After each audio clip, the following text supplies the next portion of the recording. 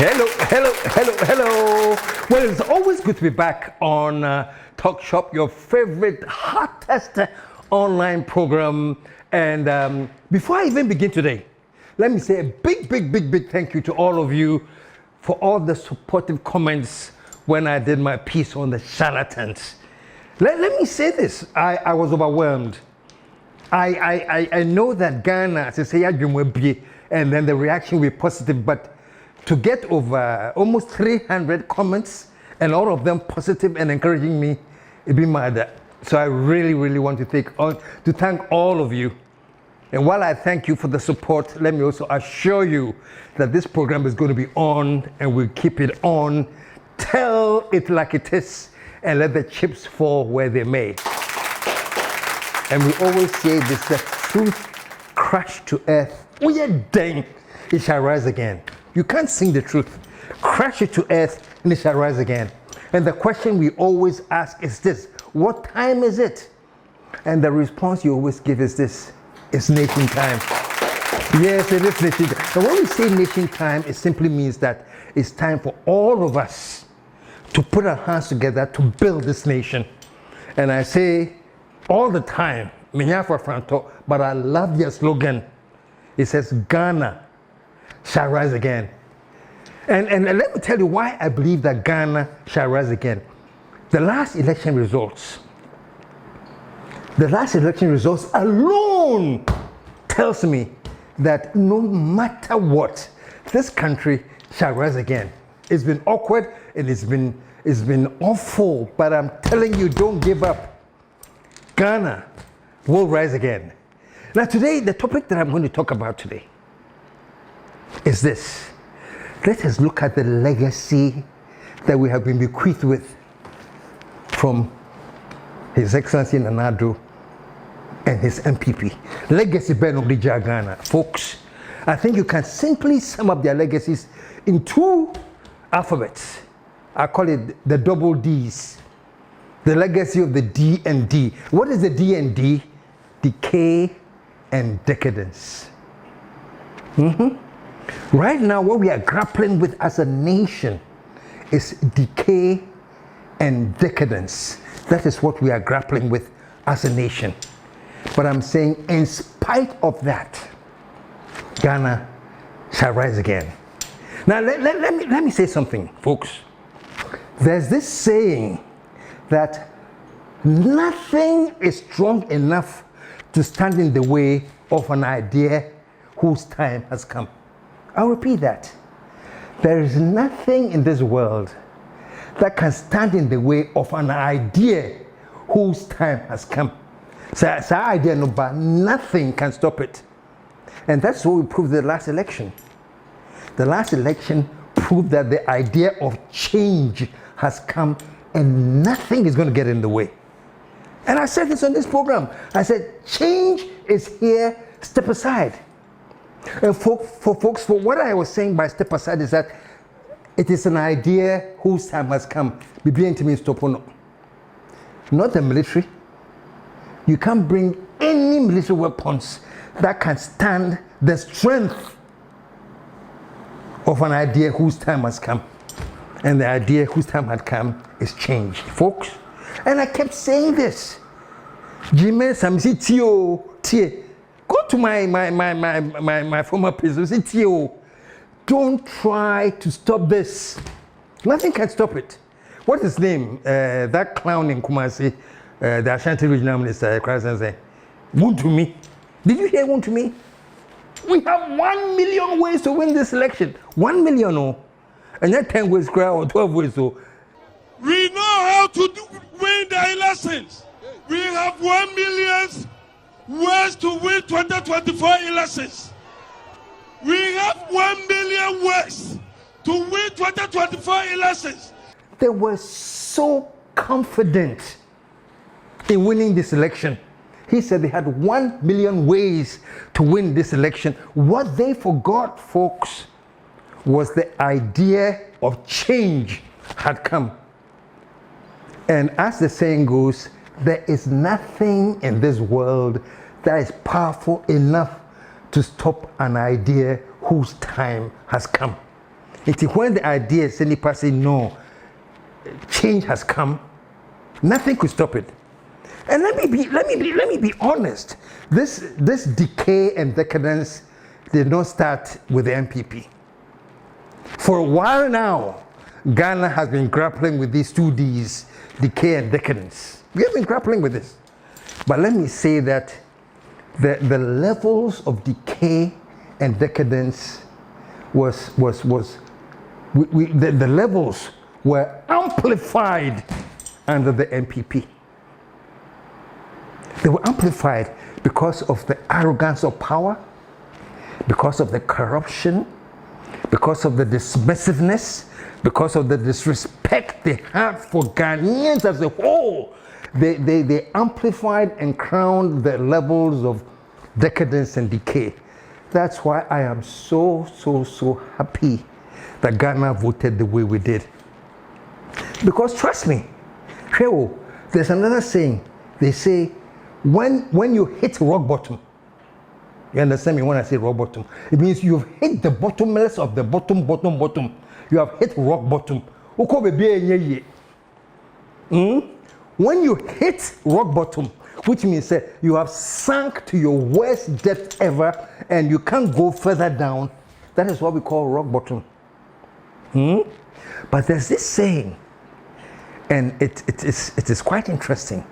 It says that when you hit rock bottom, you can't fall any lower. When you're at that level, when you have hit rock bottom, the only place you can go is up. When you hit rock bottom, it is sad to go and decay and with decadence go as low as hitting rock bottom.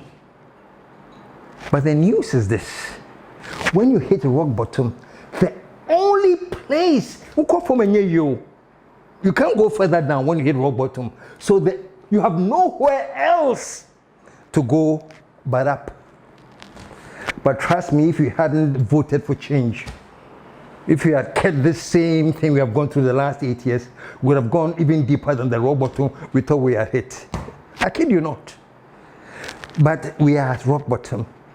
And Ghanaians decisively and massively said, we don't want to go below this thing. We have hit rock bottom.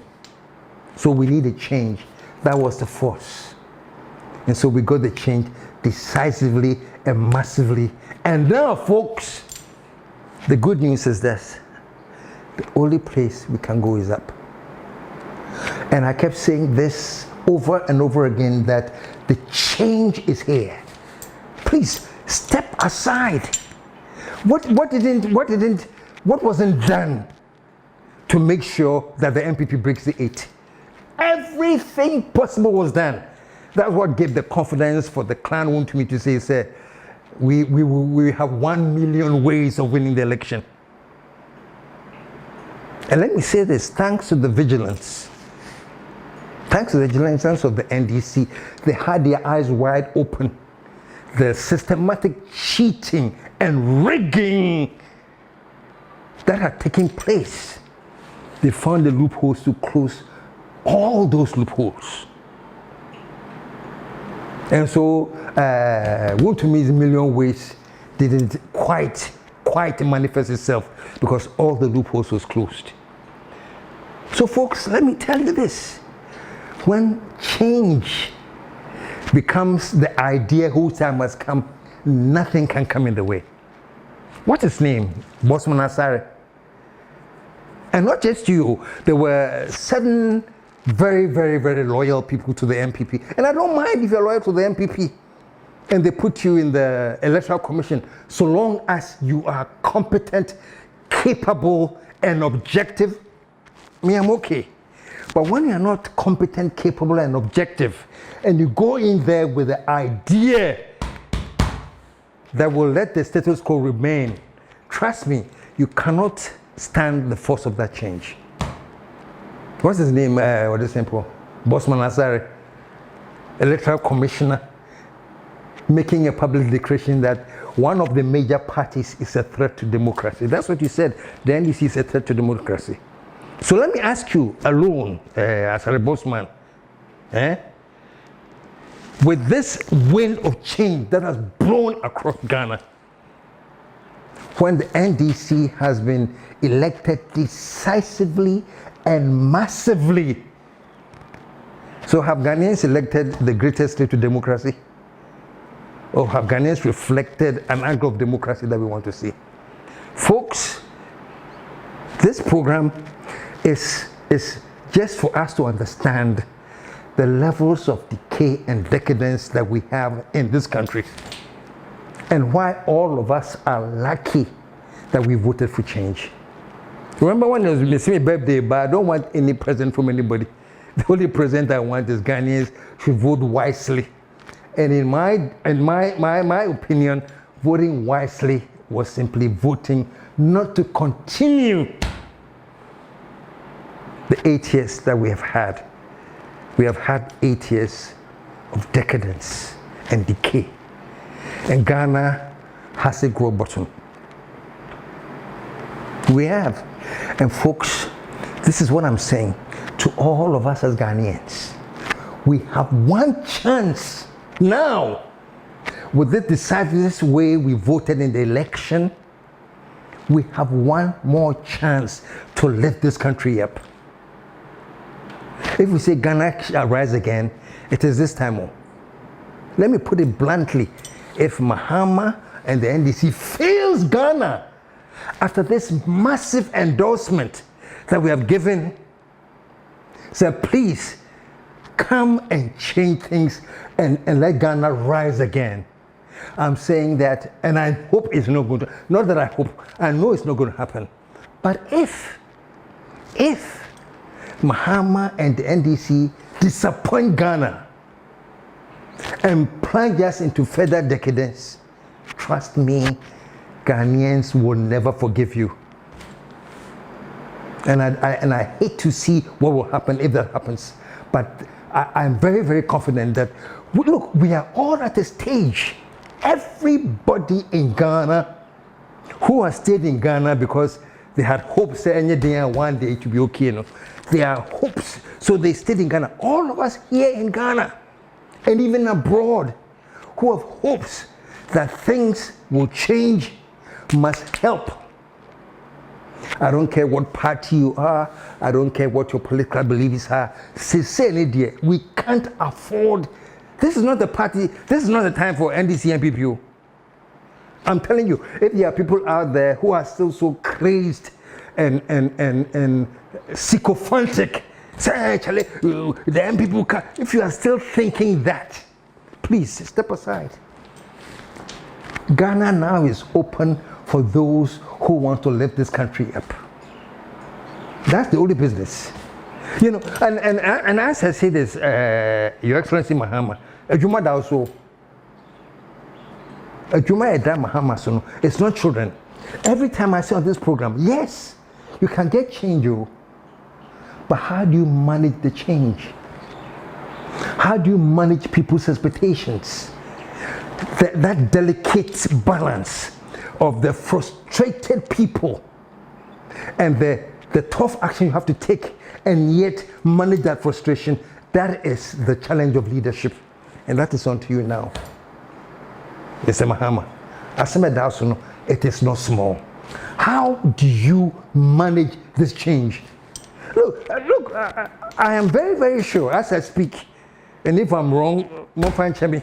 But as I speak, there are people who are jubilating. Hey, they say they are my Abba, which is good. There has been a change, but there are some people who are jubilating. They say, "Yeah, Baba, don't get me wrong. There are people now who are jubilating because they think that now too their government is in. It's now their turn to find money and chop. At the same time, the new leader who is coming to say, people have chopped so much. People have looted so much that is launching an operation, which is Operation Recover All the Loot. Can you imagine that somebody changes the country and they says, I'm going to recover all the loot? And at the same time, there are people who support him coming, but they too, they are enjoying that our time has come. Yes, so it's time for us to loot. That is human nature. That is human nature. I'm not mentioning anybody specifically, but I'm saying, say, Nipa Subandi, no. There are some who are thinking, say, okay, we too, our time has come. Let's go and loot some. At the same time that the new man who is coming said, I'm going to recover all the loot. So I'm just saying this to suggest to you Ghanaians, say, Chale, easy. But with everything, folks, so long as people like me and you and others are alive who are sick and tired of the decadence that Ghana has been sung to, people like me and you who are tired of having hit rock bottom, trust me, the only way we can go is up. And believe it or not, Ghana shall rise again. I'm talking so much about the legacy of decadence and decay that has been left. What you say? Which means, say Ghana. It's Addo. You are saying Ghana to levels that are not even thinkable. And Parliament has been reopened. And what is the first order of business? One is looking for tax exemption for what I think is 40 companies or for the 1D, 1F. So you're looking for tax exemption for 40 of these companies. And this exemption will go into the effect with the next administration. Do you know that kind of debt on an administration which hasn't even started yet? Which is started from a minus, You are piling debt, say passes a share of parliament. So we load that, we upfront that debt. Over 40 tax waivers, Mr. Speaker, and this will have serious fiscal implications for the next government. I mean, why do you want to saddle the next government with these huge revenue losses? Right, Honorable Speaker, the tax exemptions before us, if approved, will have a fiscal burden in the next budget. In the next budget. So you are saying that the next government should carry your burden of $350 million? These are the things I'm thinking about. When I find the business as usual, no. That's why I'm saying that now we have to do business as usual. Let us prioritize. Look at Parliament has reconvened, and I was surprised. The things that they are discussing, more loans. You want more loans?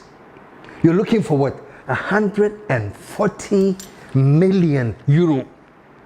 Because you have to buy ships for the Navy and listen, folks, we've got to prioritize. Yeah, they may need issue. Now we're going to discuss 140 million euro. Very soon I'll be talking to you about the nature of the debts that are waiting for us. Even before we start, we have to add 140 million euro because the Navy needs ships. Listen to Nitiwu. I am saying that you have opportunity to purchase 2 ships from France for the Ghana Navy. And the military know that they have been chasing this for 3 years. They've had an opportunity to do it, and they are those who purchase it. It's not this government. So if they think that they cannot do it, they have to wait and start all over again. Good luck to them, Mr. Speaker. We should hold on, we should not do it, and good luck to them. I thank you, Mr. Speaker. So you hear Nitiwu talking about, this loan has been in the books for the last 3 years, and the Navy wants it. And now if it's NDC that is failing to pass it, then NDC for some. Folks, today,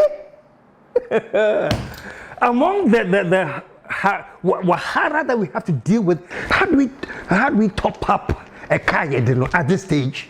And I want you to listen to what Akuffo had to say about this. Take a look at this. Before us, they are proposing to buy ships worth 140 million euros at this time.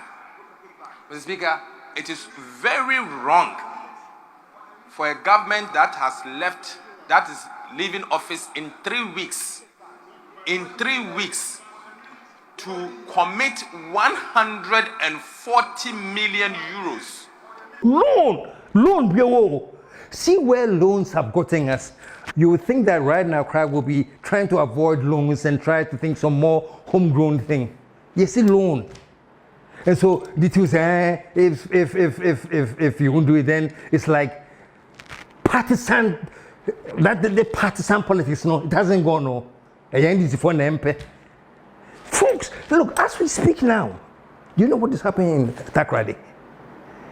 Takoradi Regional Hospital is reporting that they have over 1,000 cases of cholera. Do you know what causes cholera? It's filth. It's such filthiness, unhygienic things cause cholera. 2024 in Takoradi, over 1,000 people have been hit by cholera. Listen to this. Cholera, unfortunately, Takoradi cholera situation is happening. People be bringing cholera. By counts, no, people do cholera about 1,000 at the moment, and 10 every. This is supposed to be a corridor where you have nursing station. This place is not supposed to keep patients, but because of the situation, you have to keep patients in chairs to manage them. So the whole corridor is full. And those who are fortunate to get beds are inside the rooms, which are the walls. Okay. That's supposed to be free for patients to come and sit and rest, but we have to put beds all these places to manage the patient. So there is the female ward which has been given to only cholera cases. Okay. The emergency is down there. It's also full. 2024, 1,000 people. 10 are dead already from cholera. Cholera doesn't say, so I started in Takoradi, so I'll just stay here. It is going to spread. It is going to spread. And at this time, when you get into parliament, you are thinking about Navy for so many ships. Well, maybe Navy you don't have ships. And yes, eventually we can get there. But I'm talking in terms of setting priorities. Are the ships our priority now that we should start thinking now? It doesn't make sense. So parliamentarians, NDC, I'm glad you stood up to that. Let us start thinking of business unusual. This decay is too much. Do you know where the country is now? Charlie, it's not like Ghana is rich and we have the resources and we can order things, and we are not like that. Ghana is a highly indebted, bankrupt country. Let us all understand that. Mahama, Your Excellency, this is the country you have taken over. You have inherited a legacy of decay and decadence. You don't start off with 140 million euro to go and buy ships. Go to Takoradi, not only Takoradi, Omna report to, I'm sure places in Accra, North, everywhere. This is our priority. Let's build this nation. Give me a second to go, just run down through a few items that I call the legacy of decadence. Look, let me just start with some of the hidden debts that are hidden that we have to deal with as a nation. Let's talk about this Agenda 111. Magnificent idea is the NPP is going to build 111 state-of-the-art hospitals across the country.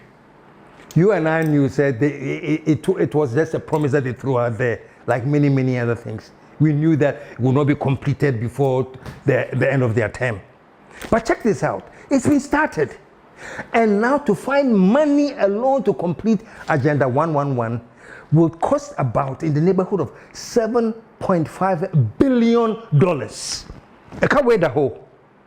$7.5 billion. We haven't touched that yet. Let's go to energy. That sector alone, folks, the amount of money that the government owes that sector is in excess of $2 billion. So we have the 7.5 billion waiting, and kind of the whole electricity sector acquire $2 billion waiting. And that's not it too. All these contractors that have not been paid, this government has to find a way of paying them. Do you know how much money we owe the contractors who have done work which has not been paid? It is in excess of 40 billion Ghana cedis. Hey! 40 billion Ghana cedis to pay. This is just the money we owe contractors that we haven't paid. A debt. This is the legacy we are talking about.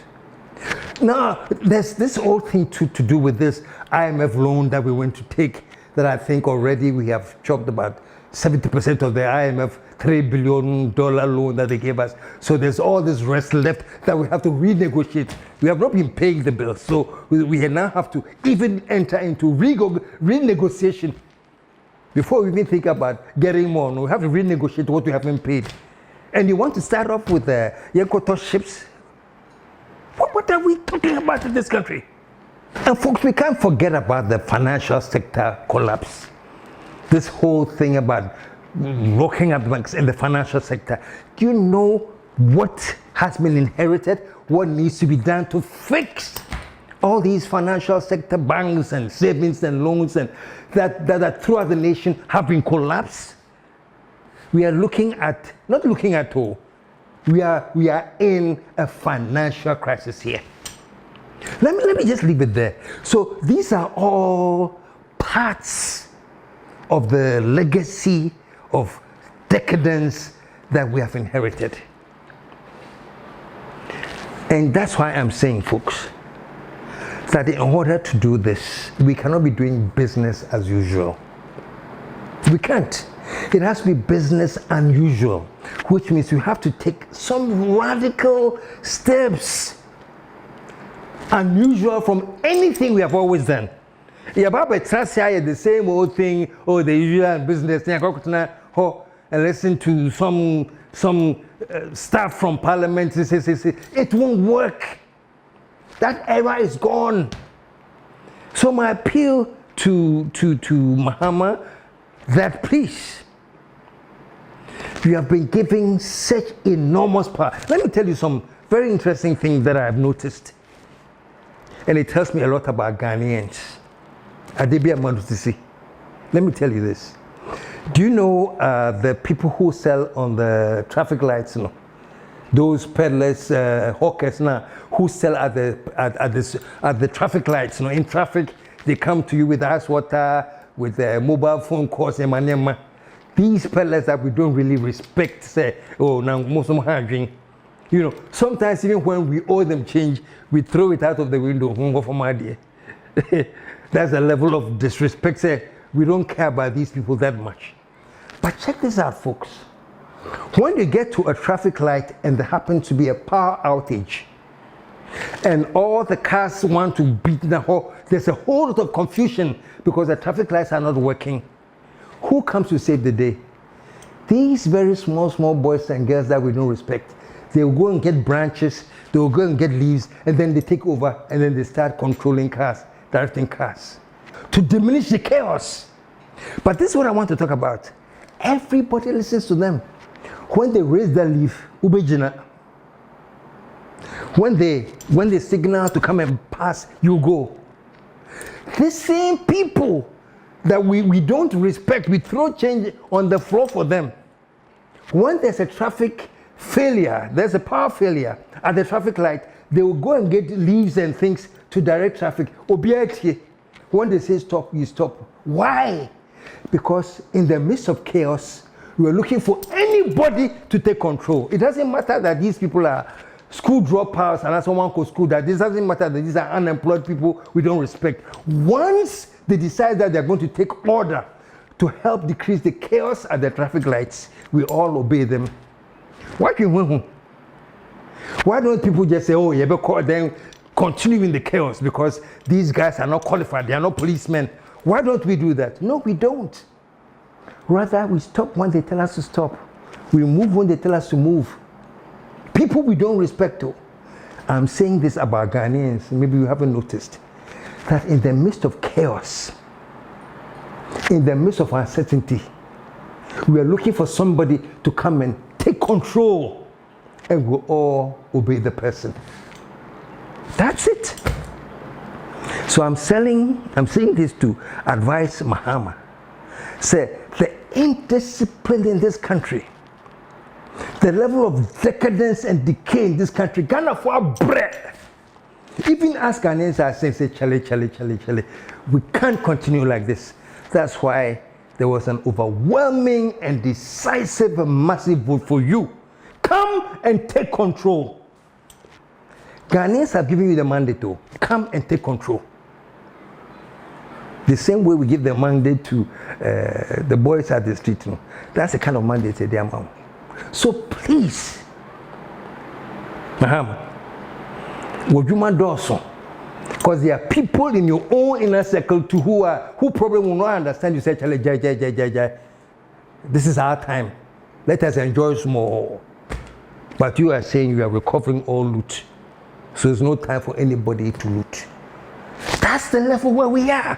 Folks, we probably don't notice this, but we need discipline. I remember when J.J. Rollins came. Do you know this silly, idiotic habit we have? If you're having even an outdoor ring, you can take over your street. No block kwano. Because we're too bedding. Or a funeral. Or a wedding ceremony. You have the right in Accra here. I don't know about other places. You can take over the street. No notice, nothing. Just arrange chairs. No block a whole road. Why?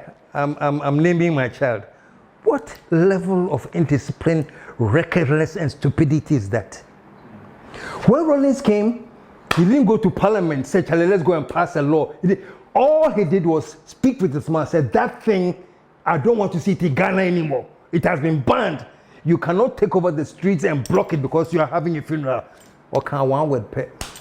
From then on, nobody dare to block the streets that cry because they're having a funeral or they are naming their child. That's stupidity. You block a public road because two wedding. You want to name your child, or you want to have a wedding, or you have a funeral. So you decide, say, all this road here, now I'm blocking it for my funeral. One is one word, it all stopped. Now go to Accra. Somebody is peeing, crying, to allow them to wee. That's how crazy we are when it comes to indiscipline. All I'm telling Mahama, the vote that we voted for you, you're per discipline no back. So don't come and joke with this and no. We want to change Ghana. We want to reset Ghana. That's why I'm saying that from the 7th, I'll be changing the direction of Talk Shop, because we'll be focused on resetting this agenda. Of course, heavily focused on recovering all the loot. Those of you who have played Ghana, we will never forget you, and you will never go scot-free. Yebeji Sika back. All the lands that you have stolen all across. People will go there with national security people and go and take people's buildings and things. We will retrieve all of them. Now, Mahama, I beg you, make no mistake that somebody has come to beg you. There are some respectable people who have come to beg you, so you are going slow. I know you won't. That's why I said, Mahama, this is not your job. Yes, you are the inspiration behind it. You have brought this operation Recover All Loot. But that's why I did the program, and I said, let us not make it a Mahama issue. Set up institutions. Ghana Police, the Yoko, the Shrag. I expect you on your own accord, say, shall this and this and this and this and this. Minister, we Yafro, come and account for this. Not recklessly. It's on paper. It's a system. You have been called. Come and account. People, we are not joking anymore. We are no more doing business as usual in this country. It is business unusual. That's where we are going. And all I'm saying is that this fight to bring in discipline is supported by the people, and that was evident in the vote that we voted for. People are tired of the indiscipline. Yeah, bro. People are tired of the recklessness. Now you can go and even hide the police. I don't know what you have to do to give them money. They will give you an escort. I know silly people who are not anywhere linked to anything government. Or police near man police escort to the crowd say wee, and they'll be on their bikes kicking cars away because they are paid them. Who born dog? Let's bring back the discipline to this country. And all I'm saying is, Mahama, strengthen institutions. Don't let it be a Mahama Ajumao. Strengthen institutions who have the right and the power to do this. And then let's move on. I remember way back then when the revolution started, many of you were not born. And then at that time we had Kwame Nkrumah circle. It hadn't been in Dubai then. It was just a plain Kwame Nkrumah circle. It was the cleanest circle in Accra at one point. You can't litter the ground with any paper. Circle was clean. People were not parking like they do now. You can't park anywhere you want. No. Why? Because they brought some crazy guy, be soldier man, be from the Salifu Amankwa, or Bodnam. You come and park there. You know, I'm not advocating for that kind of craziness. I'm advocating for a system and a law and an institution that is so effective that it will not allow you to do some of these indisciplined things that we do. So folks, this is all I wanted to talk about today, you know, and to also assure you that from the 7th, our focus is going to change. We're going to start talking about resetting the mind and resetting the data because Ghana needs it. If we don't, if all of us continue with business as usual, as we are doing, hey, yes, let's go and lose some, say, forget it. You see where I say we have hit rock bottom, we can't go any lower. Trust me, we will go lower. But I am telling you, between you and me, we are going to let Ghana rise again. And Ghana will rise again. So let me end here, and in my next episode, we'll come back at you, and we'll be talking about what time is it, folks? It's nation time.